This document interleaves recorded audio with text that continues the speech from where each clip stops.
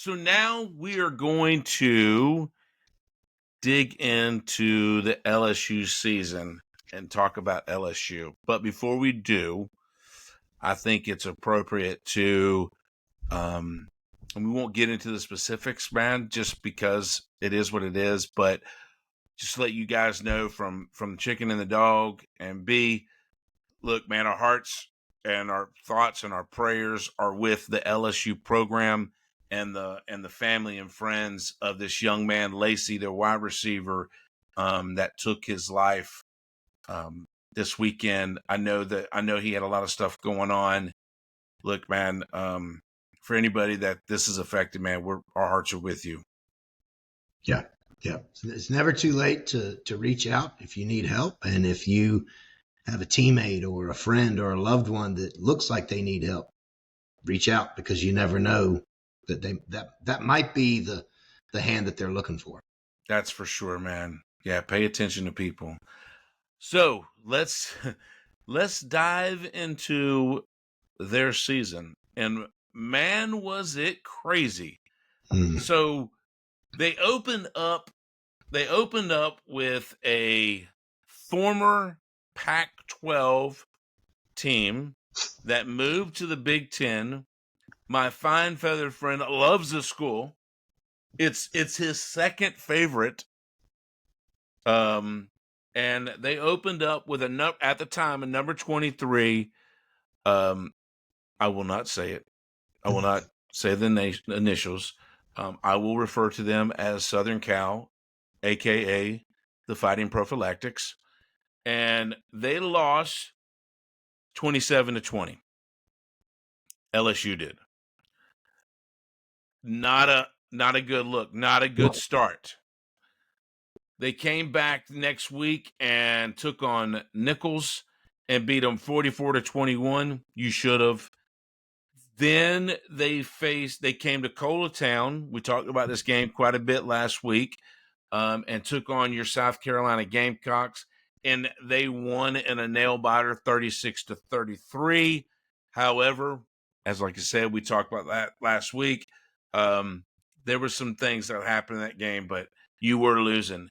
Then you took on another team that left the Pac-12, UCLA, and they went to the ACC, and you beat them 42-10. So things are starting to look up, man. You've got 4 wins under your belt.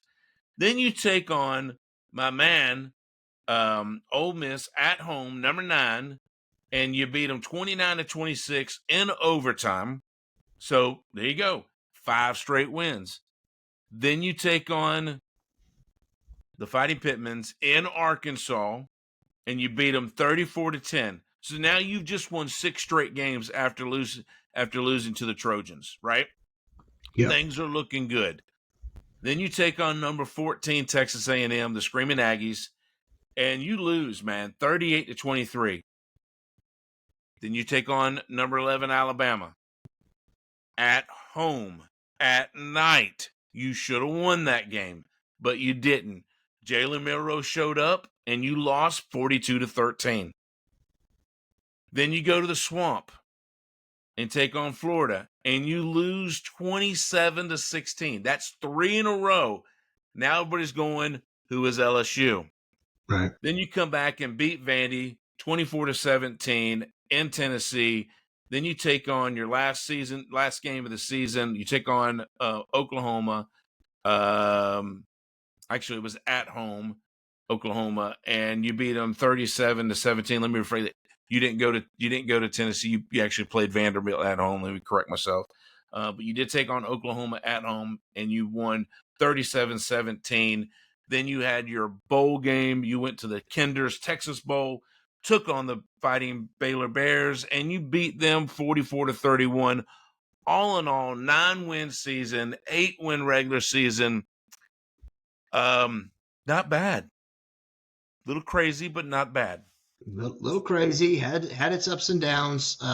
One of the biggest strange moments was when they were playing UCLA out of the ACC, when UCLA actually plays in the Big Ten. That was odd. Oh, sorry. I don't know what to do with my hands. It's okay. I expect these things. One of the most surprising things as you look back at the year that they had is Garret Nussmeier. In that opening loss, the kid still threw for 308 yards. Think about that, for 308 yards in a loss. This kid was electric. 29 touchdowns on the year, 12 picks, not the best. Throws for over 4,000 yards. Right? I mean, the guy was LSU this past season. Look, Carson Beck threw 12 picks in 2 games. Yes. Just saying. You know, you're thinking about Shakira all the time. That's going to happen. But again, as Garret Nussmeier went, so went LSU. In those 3 straight losses, he still shows out. I mean, 239 yards for the year against Bama, 260 in the loss to Florida. He lights it up, and they still figure out how to lose Texas A&M. 405 yards in the air that day. It's nasty. It's just absolutely ridiculous. If this kid can get everything right going into next year, look out. Oh, I agree 100%. I was actually talking to a buddy of ours. We call him Uncle Si, and he's an Alabama obnoxious. Look, I say this about Alabama people all the time because they are the most obnoxious fans you'll ever find. Yep. But they kind of have a right. You know, when I was watching that thing earlier about Ohio State, right? Ohio State, juggernaut of a program, right? I mean, it's one of the elite programs in college football. They were celebrating their 9th national championship. Their 9th. Yep. Alabama has twice that many. They have 18 national championships. Now, you know how I know that? Because anytime you bring up anything to negative about Alabama football, that's the only thing that's their comeback. We have 18 national championships. Well, okay. So yeah, you have a right to be a little arrogant. I get that. And this guy he's arrogant when it comes to Alabama football. But I told him, I was like, man, you got to watch out for LSU next season. Oh, we beat them, blah, blah, blah, blah, blah. You know, and I'm like, okay, that ain't happening again. I actually will tell you this. My honest opinion is LSU might be the most dangerous team next year in the SEC. Nussmeier, he's only going to be better, right? And he threw for 4,000 yards. I mean, can he throw for 4,500? I don't know, man. He's a stud. He's going to have to, because they're getting hit in the worst spot when you've got a quarterback like that, and that's on the defensive side of the football. No doubt that Nussmeier is going to throw for more yards next year. He's going to light up scoreboards. The question is going to be, is LSU going to be able to stop their opponents? And where's that start? That starts up front for LSU. Their top 4 defensive linemen graduated. Ooh.